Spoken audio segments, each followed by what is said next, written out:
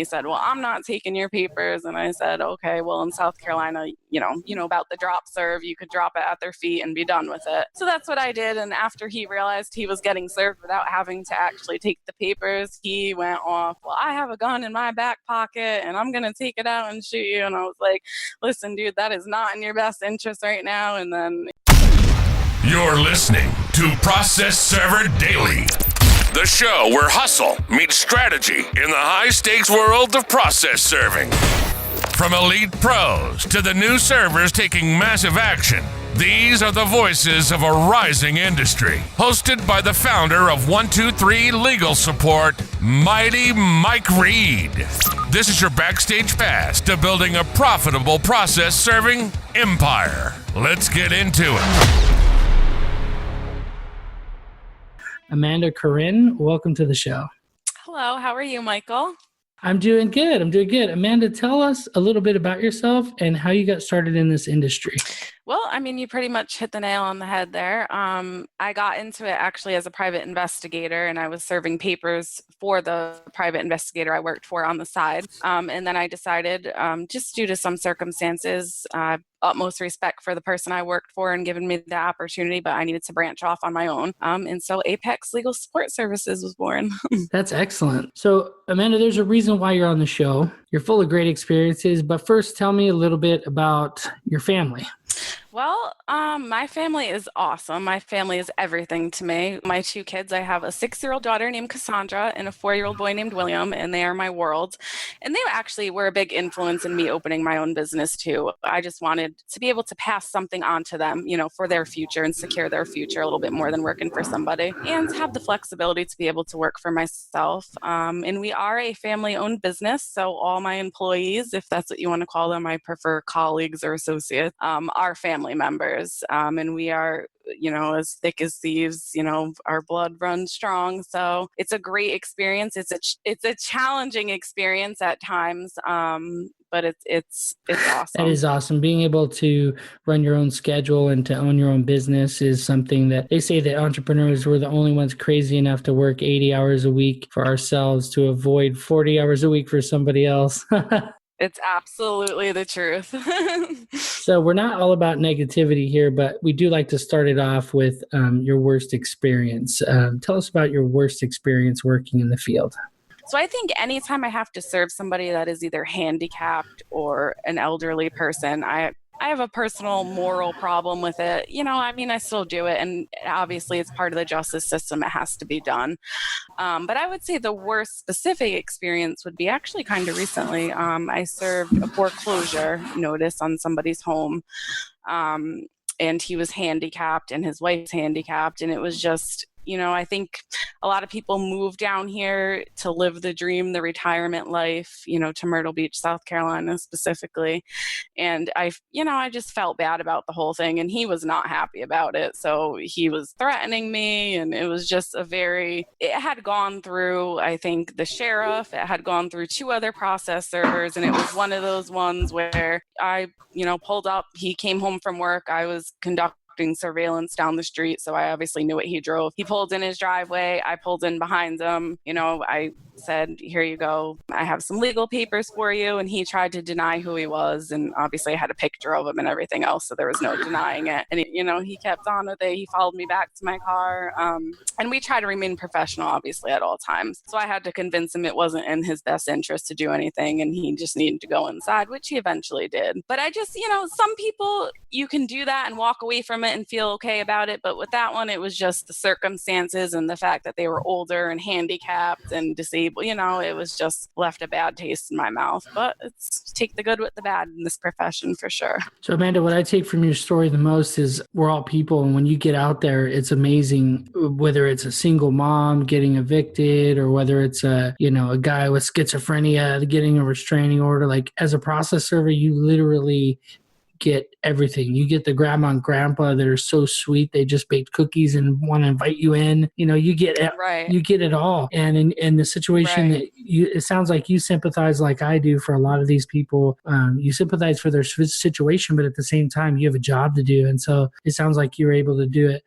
Exactly. And, the next time we went out there, I had our local police department come out there with us, and I wasn't the one to serve him. It was somebody who worked with me to serve him. I just wanted to, we left off on a bad note. So, and it went much better the second time. But it was just, I like to leave everyone with a good feeling. I don't like to leave off on a bad note. And that one, there was no reasoning with him. So you get the job done and you walk away from it and let it be, I guess. What do you want Server Nation to take from your story, your bad experience? What do you want them to learn from that?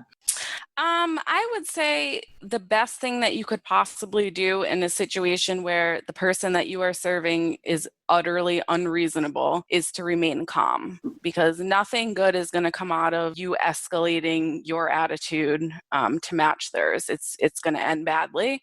And the best thing you can do is remain calm and sometimes just not say anything. Sometimes you just get in your car and you leave and you write on your affidavit exactly what happened. And, if need be, if you have to serve them again, then we did, you call your local police department or your sheriff's department and have them go out there with you. That's perfect. So Amanda, tell me about your greatest experience working in the field. Well, I always love the hard to serve people that can't be found. So that any of those are good. I would say my greatest feel good experience is we served a individual who owed, I think it was almost a decade, 9 or 10 years of child support. And the reason why the woman wasn't receiving the child support is because he had a job, I think it was in a prison or somewhere where he worked an odd schedule. And this specific attorney kept hiring the sheriff to go out there, and they don't work, they won't sit like we do. They work very few hours during the day. And if they don't get them, it's just an, non-service. That's it. So for years, this was going on. And every year she would hire an attorney and they would always hire the sheriff's department and they could never serve the individual. So finally they hired us and we ended up getting him served, and she was able to get back all that child support. So it was I don't know how much money it was, but like I said, it was about a decade. So it was a large lump sum. What a cool experience. Amanda, what are you working on right now that you're most excited about? Well, personally, in our company, we are being certified right now through SLED to be a licensed PI firm. So that'll be coming within the next couple months. And like I said, I come from a PI background, so it was just a natural next step. But I would say as far as process serving goes, I'm really excited about all the social media groups that have kind of sprouted up. I think social media is a great way to network. Number one, it's free. Number two, it connects you to people that you would obviously otherwise not be connected to. So I'm really excited about all the groups that are popping up just as far as information sharing and networking goes. Yeah, social media is the new marketing. A lot of people say, oh, I'm not really into social media, or what's Snapchat? I don't need Snapchat. And maybe Snapchat isn't essential for you right now, but the social media that teenagers are using right now is Snapchat, just like the social media that we were using when we were teenagers, or just after, was Facebook. Right. And so, exactly. And if you talk to a young person right now, they'll tell you, oh, Facebook is for old people. I'm like, what are you talking about? But it's true. I had to go to my younger brother to learn about Instagram. Yep. I didn't have a clue, but yeah, exactly. Instagram. He's got 3,000 followers on there for posting truck pictures. I'm like, well, you need to teach me. So he mentored me in Instagram. Yeah. And let me tell you, Instagram is an amazing tool to be able to gain followers and to gain an audience, a specific audience that you're after. So that's awesome. So you guys are going to be a private investigation firm, so you can hire employees to work under you that aren't necessarily private investigators that are learning, right? Yes. And I mean, like I said, we are a family-run business, so we keep it in the family for the most part. I would say that would be a good 5-year goal for us to hire outsiders, if you will. Right. And that's how you can, your revenue, that's how you can build your revenue, because you're basically duplicating the branch out. Yeah. Right. Hey, quick break from the episode to tell you about something that's changing the game for process servers across the country. It's called Mighty Process Servers. And yeah, you can join absolutely free. Inside, you'll get full access to every course, every download, and the educational tools that we use to help process servers build profitable companies. We meet every Tuesday at 1 p.m. Eastern for our live Mighty Mastermind call. Come join the conversation. You can connect with other professionals, post on the discussion board, direct message members, and become part of one of the most engaged communities for process servers. Don't wait. Go to mightyprocessserver.com and join today. Those who get verified get listed and start bidding on jobs same day. Now, let's get back to the show.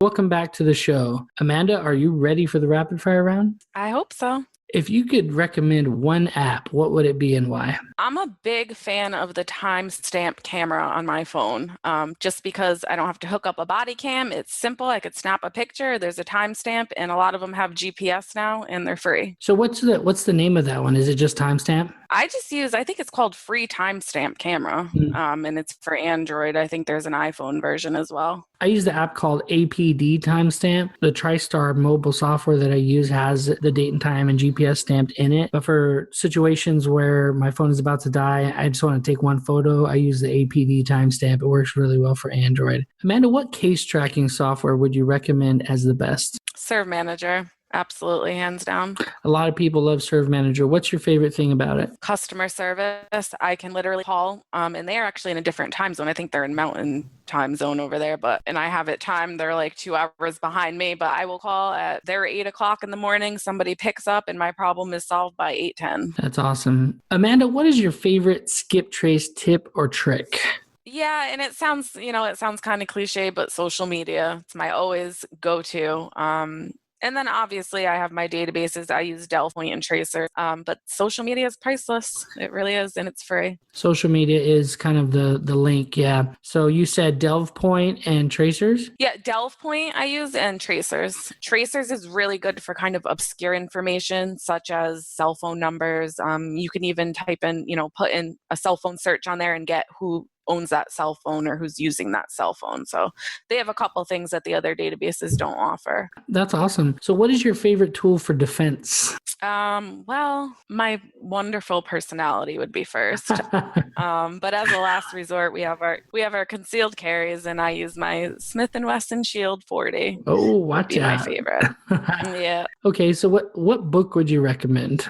Actually, I haven't found an actual process serving book, in that I actually like, that's worth the money, to be honest. I think experience would be the best teacher in that aspect. But as far as business goes, my favorite book actually is not related to process serving at all. It's called The Power of Broke by Damon John. I don't know if you watch Shark Tank at all, but he's the shark on there.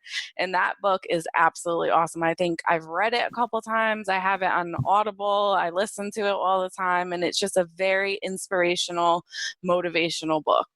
Well, I'll tell you, Shark Tank, I'm either watching Dog the Bounty Hunter or I'm watching Shark Tank. Those are my two shows. That's a good one too, yeah. I love Shark Tank, yeah. So Damon's book, if you haven't read it, you have to read it. It's awesome. And I love Damon. He's such a cool guy. Like, he's the guy who a lot of times doesn't step out and actually invest. And then all of a sudden, when nobody else wants to invest, he's like, I'll invest. Like, it's something that he sees the difference. Yeah, in his book, he talks about that, and he says that he's been labeled the people's shark, and it's absolutely true. Yeah, that's good. What is the greatest advice you've ever received? The greatest advice I ever received was from an attorney who I never got business from, because it's just not really, he's a criminal defense attorney, but whatever. We have a good relationship. But his advice was, your goal for the first year is to keep your doors open. If you can do that, everything else is easy. And he was absolutely right. Yeah. And every year after that. Amanda, what would you do if you woke up today, had all the same skills and knowledge, had no clients, a smartphone, a car, and only $100? What would you do in the next week? This question actually cracks me up, and I'm going to tell you why. I think I started my business with less than $100. In that exact situation, I had a car, I had a smartphone, I knew nobody, I had no friends, no clients, and I was actually homeless at the time. I was sleeping on my father's floor of his mobile home. So the first thing I did personally, going back to that area in my life that wasn't so great, I signed up for Uber with the understanding that obviously I was not going to be an Uber driver forever. But as I was going and introducing myself to attorneys, I was getting paid to do it. So anytime I Ubered, I would look up and see where I stopped and see where the nearest attorney's office was. And I would go in there and I would introduce myself with, obviously, the $100 would be towards my business cards and a website. Absolutely vital things that you have to have for anyone to take you seriously. If you don't have a website, you're not getting business. Good luck. It's just not even worth it. In business cards, obviously, it makes you look professional. But yeah, that's what I did. It was $20 for the Uber inspection, they call it, to inspect your car and make sure it's suitable to drive. And I Ubered my way around the Myrtle Beach area and introduced myself, and I built my business primarily off that. Once we became more established, I had other things, obviously, to help enhance my website and, make us up on Google listings, that sort of thing. But there's a lot of stuff you can do for free that doesn't cost money. Social media, if you're willing to do it and you're willing to put in the hours and put yourself out on the line, get out of your comfort zone, you don't need a lot of money to start off. That's great, Amanda. I tell you what, first of all, you're cruising around Myrtle Beach. It could be worse. Which is all. Awesome. Exactly. Okay. Second of all, and that's always how I looked at it. Right. Yeah. And second of all, you get to drive around. I don't know about you, but I'm the type of person, when I'm driving, I got my music on. I'm in heaven. I could drive all day. Exactly. And I've gotten clients that, okay, I don't want to call anyone out, but attorneys that I've picked up from the bar or whatever and brought them home, and they get to talking in my car, and they're attorneys. Well, here's my card. They have called me. I have one of my best clients I met in my Uber. It's a good way to connect with people, and you get paid to do it. So I'm going to get paid for my marketing one way or another. As a process server, you're out there serving papers, and you probably hear people talking about, oh, I have too many serves, and I have this 30 serves, this and that. That's a great problem to have. But exactly, if you don't have that problem, think outside the box. Being an Uber driver, a Lyft driver. Did you ever go to Lyft? Oh, I do. Yeah, I did both of them. Yeah. Yep, absolutely. I had both apps on at the same time. And like I said, anytime I stopped anywhere, I would just Google attorneys near me. And Google has that nice little thing where it pulls up on the map by distance. And I would just walk myself in there and introduce myself and hand them my card. And that's literally how I built my business. That's so funny. In the Facebook group, one of the people, I don't remember who it was, but they said that they were staking out this bar, and then someone wanted an Uber ride. So he said, okay, I'll just do the Uber. So he pulls up, and then the person gets in the car, and it's the person he was trying to serve. That's awesome. And it's great to get into gated communities. You know how many times I've tried to get into a gated community and they just wave me along because I have an Uber sticker? I mean, It's a good cover. It's a good cover, and you get a little extra cash for doing what you're already doing. So that's good. Exactly. Good stuff, Amanda. That's awesome. So what I take most from your story is think outside the box. Guys, go out there and tackle it in any way that you can. Amanda, what is your final parting piece of advice for the struggling server out there? I would say in this industry, especially in the beginning, it is very apparent that it is feast or famine. So you are going to have very high highs and very low lows. And I think the most important thing you can take from that is during the low lows to understand that it can't be like that forever and it's going to turn around. So just hang on, don't give up, keep pushing, and it will get better. Amanda, what is the best way that we can connect with you? And then we'll say goodbye. Sure. All my information is on our website. It's www.apexlss, and that's Lima Sierra Sierra.com. That is excellent. Amanda, I want to personally thank you for coming on the show, and I've been impressed with your story, and I'm excited to share it with the world. That's a wrap on another episode of Process Server Daily, where the legal support industry levels up. Want to grow your process serving business with the best marketing tools, the most engaged community, and the highest ranking directory online? Visit mightyprocessserver.com. Claim your listing. Join our free community. Surround yourself with process servers who get it and build something real. From the field to the courtroom, this is Process Server Daily. Until next time, stay safe out there and live mighty.